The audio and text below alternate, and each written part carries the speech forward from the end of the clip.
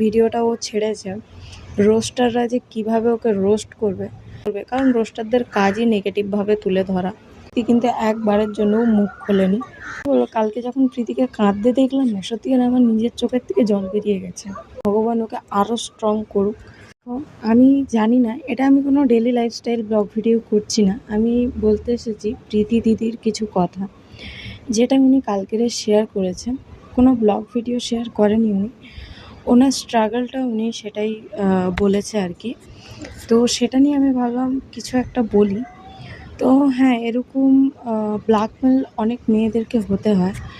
আর শুধু মানে প্রীতি যেভাবে ব্ল্যাকমেল হয়েছে, শুধু তো সেইভাবেই মেয়েদেরকে ব্ল্যাকমেল হতে হয় সেটা কিন্তু নয়। অনেক রকমভাবেই কিন্তু একটা মেয়েকে মানে শিকার হতে হয় এক্সদের কাছে, বা শুধু যে এক্সদের কাছেই মানে ব্ল্যাকমেল হতে হয় বা অনেক প্রবলেম ক্রিয়েট হয় সেরকম কিন্তু নয়। নিজের ফ্যামিলিদের কাছে বা কাছের মানুষদের কাছেও কিন্তু এই জিনিসগুলো হয় বা হতে পারে।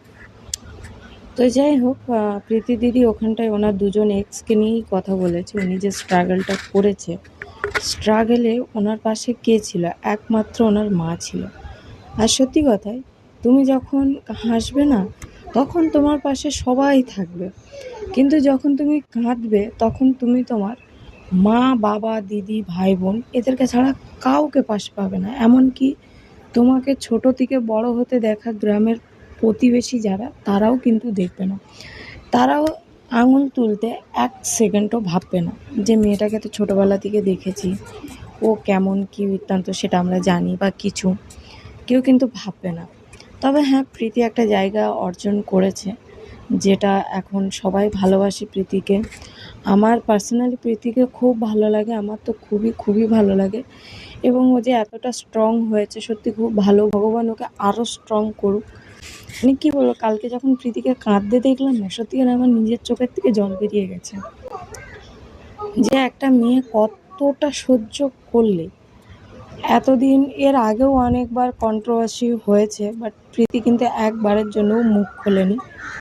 বাট এখন গিয়ে প্রীতি মুখ খুলেছে, তার স্ট্রাগলটা তোমাদেরকে জানিয়েছে। আর ও যে এই যে ভিডিওটা করে ছেড়েছে, তো পোস্ট করেছে, যে এই ভিডিওটা ও নিজেও কিন্তু বলেছে যে আমি কি বলছি, কোন কথাটা কিভাবে কে নেবে সেটাও আমি জানি না, ওর বুকের মধ্যে ধুকধুক করছে, এটাও কিন্তু ও বলেছে। তবে হ্যাঁ, এই যে ভিডিওটা ও ছেড়েছে, রোস্টাররা যে কিভাবে ওকে রোস্ট করবে, কি ওর কথাগুলো কিভাবে নেগেটিভভাবে তুলে ধরবে, কারণ রোস্টারদের কাজই নেগেটিভভাবে তুলে ধরা, ঠিক আছে?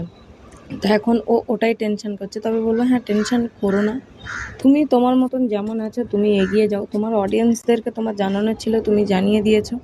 আর সত্যি কথা বলতে আমার মতন অনেকেই আছে যারা তোমাকে ভালোবাসে, মন থেকে ভালোবাসে। তাই কারোর কথা না ভেবে তুমি এগিয়ে যাও। তুমি তোমার বাবা মাকে ভালো রাখো, সুস্থ রাখো, তুমিও ভালো